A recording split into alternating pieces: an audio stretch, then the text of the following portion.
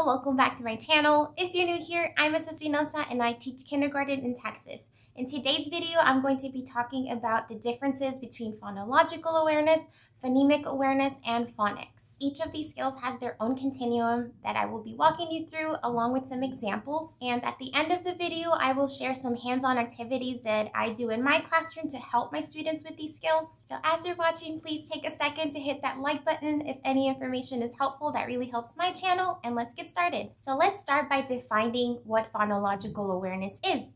It's the ability to recognize and work with sounds in the spoken language. And the term phonological stems from the word phonology, which is the study of the patterns of sounds in a language. So when you think about phono, think about sound. So before kids even start to read, they need to develop an understanding that the words we speak are made up of sounds. And phonological awareness is one of the strongest predictors of a child's reading success.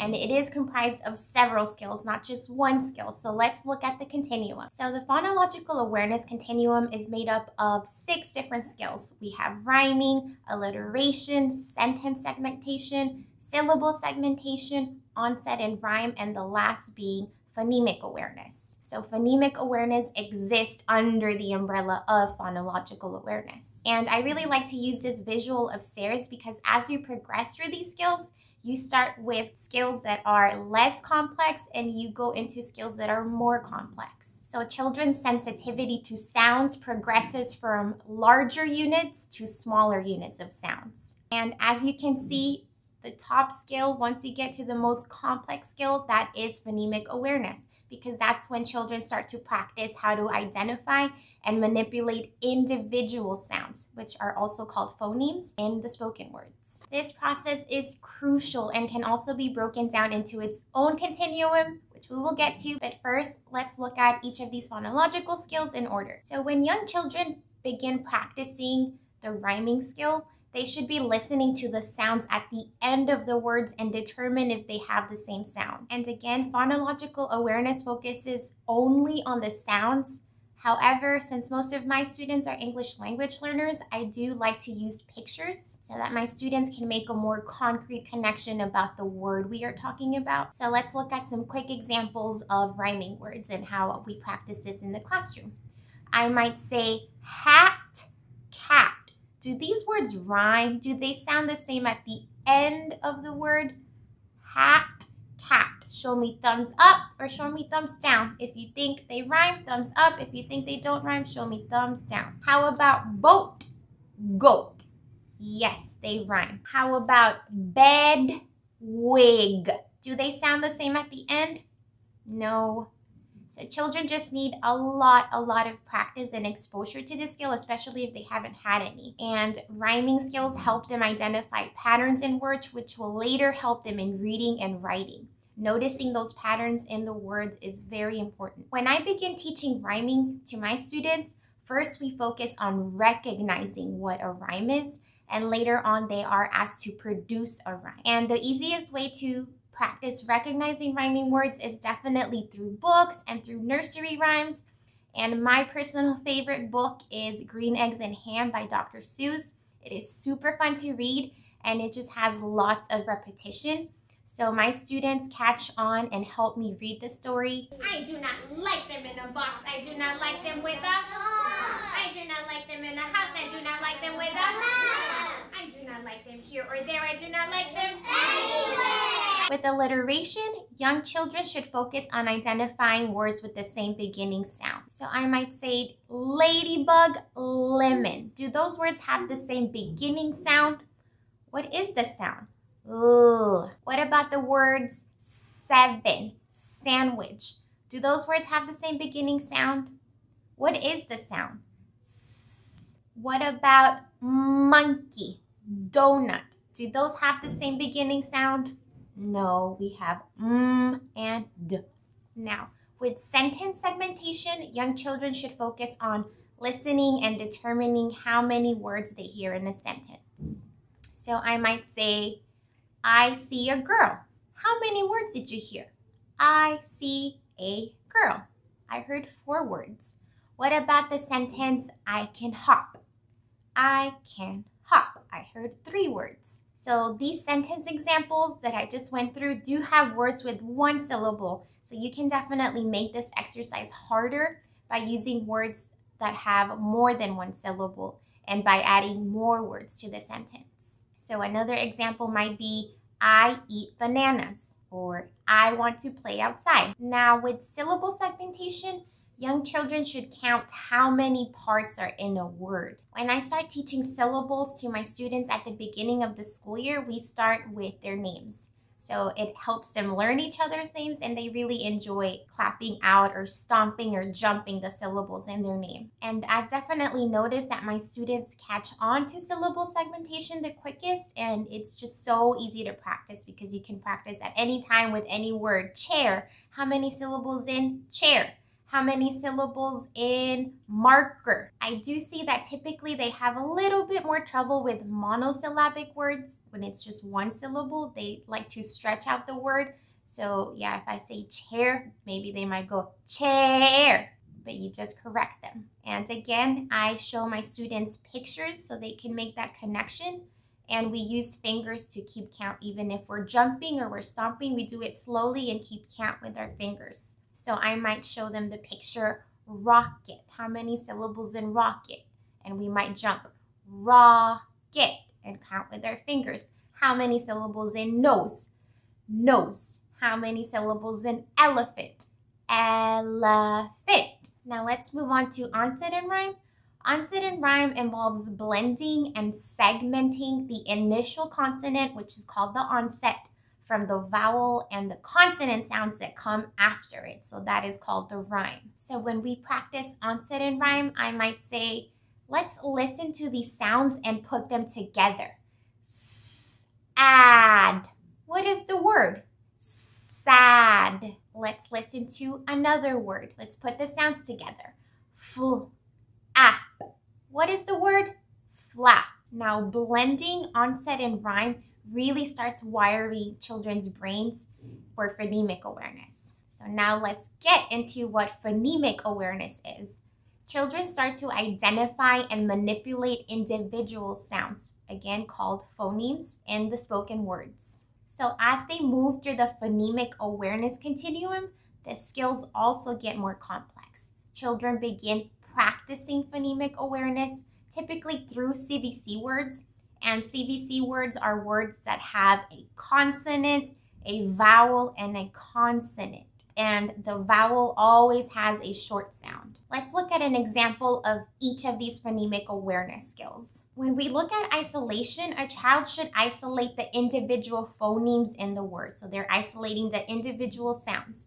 So typically the progression of this skill is to teach the student how to isolate the initial sound, then the final sound, and then the medial sound. I personally teach my kids consonant sounds first and then the short vowel sounds. And my kids need a ton of practice discriminating between those short vowel sounds. They get very tricky for them. And when we practice, I might say, listen to the word hat. What is the beginning sound? Hat. What sound do you hear at the end? Hat. What vowel do you hear in the middle? Ah. Now with blending, a child should listen to and put together the isolated phonemes to create a word. So listen to these sounds and put them together. S, What is the word? Sun. With segmentation, children divide the word into the individual phonemes, into those individual sounds. So what sounds do you hear when I say the word bug? B, g. And it's important to note that children do not need to master one type of manipulation, such as blending, before they are provided with experiences with another, such as segmenting. And in general, research shows that children are able to engage in blending the sounds more easily than they are able to segment those sounds. And perhaps you noticed that when I modeled segmenting the word bug, I was using my fingers to map the sounds. Now let's go into addition. Children should add phonemes to a given word to produce a new word. I might say ed, add to the beginning. What is the new word? Ed, red. Now with deletion, children should remove a phoneme, so a sound. They should remove a sound from a word to produce a new word. So listen to the word hit. Take away, what is left? It. And with substitution, children should replace a phoneme in a word to produce a new word. So listen to the word hot. Change to p. What is the new word? Pot. Change to a. What is the new word? Hat. Now change t to p. What is the new word? Hop. These last three types of manipulation, addition, deletion, and substitution, are the most difficult for students, but the most crucial. So just practice, practice, practice. This should be a daily routine. And now I'm going to touch a little bit on phonics. I will actually be making a separate video about phonics because there's a lot to cover. Phonics is a method of teaching reading that focuses on that relationship between the sounds. So again, they already have all of that phonological awareness, prior knowledge about sounds. And now phonics is adding letters that represent those sounds. So they make that connection. I can listen to sounds and those sounds correspond with letters. So children who can mentally capture those sounds in their speech, which is very hard to do, and who understand that we can write what we say and have that knowledge of the alphabet, are able to better record their ideas in print. And they learn rules about written language. This is the point in a child's development of literacy where phonemic awareness begins to overlap with the orthographic awareness. And it also will help children decode while they're reading. They're understanding the patterns of sounds. So let's look at an example of a CVC word, sit. First, I model using my fingers to segment the sounds in sit, s, e, t. Now let's move on to making that letter sound correspondence. So Elkin boxes are a great visual to help children segment those sounds along with adding physical manipulatives. So for example, my students use pebbles. So now that they have identified the three sounds, they've listened to those sounds, now they can write those sounds in the boxes. Each box is representative of one sound. So they write the sound and then they blend it one more time. So I do like to use the arrow as a visual reminder that we read and we write from left to right. So this is just a very small glimpse of phonics instruction. And if you want to learn more, make sure that you subscribe and stay tuned because my next video will be breaking down the phonics continuum and give you really solid examples of what it looks like. And before we end this video, as I said, I'm going to share some phonological awareness activities that my students complete in the classroom. But before I share my activities, I do want to let you know that I created the phonemic awareness and phonological awareness continuums, and these are a free download in my Teachers Pay Teachers store. If you are unfamiliar with Teachers Pay Teachers, it is free to create an account and you will have access to thousands and thousands of free downloads created by teachers. So I hope this helps. Now, when my students start practicing these phonological awareness skills, they are not just practicing phonological awareness skills, they are also practicing phonics. They are making that connection between letter-sound correspondence. They are also practicing print awareness, meaning that they're recognizing that they are looking at letters, they are looking at words, they are looking at sentences. Part of the writing process is to start copying words from left to right. It teaches them directionality. Now, with all of these activities, I will link them in the description below. Most of them are free, so let's look at an example for rhyming. When we are practicing rhyming whole group, I may say to my students, lake, fan, thumbs up if you think they rhyme, thumbs down if you think they don't rhyme. So I cover all of the vocabulary first. What about lake, snake, thumbs up or thumbs down? So that is something we do whole group, just listening to the words. Now when they come to my small group table, I will introduce the actual cards. So we have the word lake up here, and I do write the words in a Sharpie because I want them to record. Whenever my students start practicing independently, I want them to have accountability for working during that time, and I want to see physical evidence of their work. So I created this recording sheet that is free in My Teachers Pay Teachers. And for example, if the student records this card, lake rhymes with snake. The next card would be chick rhymes with kick, and so on. So that is a very easy activity. Now for alliteration and syllable segmentation, I have this recording sheet where the students record the word and also tell me how many syllables. So these are my syllable cards. So for example, kite just has 1 syllable. This student recorded balloon, has 3 syllables. Dog has 1 syllable. Cake has 1 syllable. Before my students do any of this work independently, I teach it to them 2 to 4 times. It just depends on the group and the students. But again, the point is for them to do it independently. So this is a recording sheet for syllables, but I also use it for beginning sound, or as we talked about, alliteration, which for young learners, they are isolating that beginning sound and identifying what that corresponding letter is for the sound.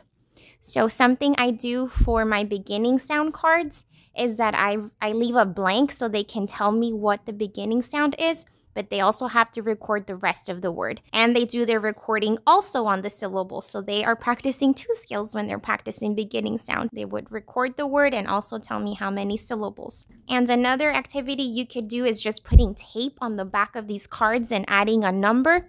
And the students can walk around the room and find and record all of the words. So it's a write the room activity. Now the example for sentence segmentation, again, we listen to sentences first, and there are a lot of free little printable books. So this one, for example, is from the Measured Mom. She has so many free resources, so she was incredibly helpful my first year of teaching, and a lot of these resources are for my first year of teaching. So this book, for example, is I See Things That Go. So I try to have little printable books to help my students' vocabulary. It helps my students practice directionality. We turn the pages like this. This is our first page. We go to our next page, and I have them color the pictures, read the sentence, and then they also underline. So we have a word and a space, a word and a space, a word and a space. Sometimes I also ask them to count how many words, and they can write the number. When students practice reading sentences, you can also practice with the pocket chart and using sentence strips. So these sentence strips have the words I see the, and then you just add vocabulary words. I see the juice. Students can also practice recording, writing down these sentences because it would help them with print awareness. They need to know that they leave a space between their words. They start with an uppercase letter. It ends with a period. Now let's move on to onset and rhyme. When you are teaching onset and rhyme, I think teaching word families is very helpful. So this is the word family at. We have cat, mat, hat, rat, bat. We have so many word families. And this is helping the students with the word patterns, and it will help them with fluency. So for example, if they are practicing the word family at, you have the word family here, at. Add now that word is rat. Add k. That word is cat. Hat. And this is even trickier. So some students are ready for digraphs. Digraphs are 2 consonants that make 1 sound. So this CH digraph says ch, ch, chat. This is also teaching phonics. With phonics instruction, they are learning that certain combinations of letters have 1 specific sound. If I add full at, my word is flat. This would be called a blend. But again, this is a little bit of phonics as well, so I will be making a video explaining all of that phonics.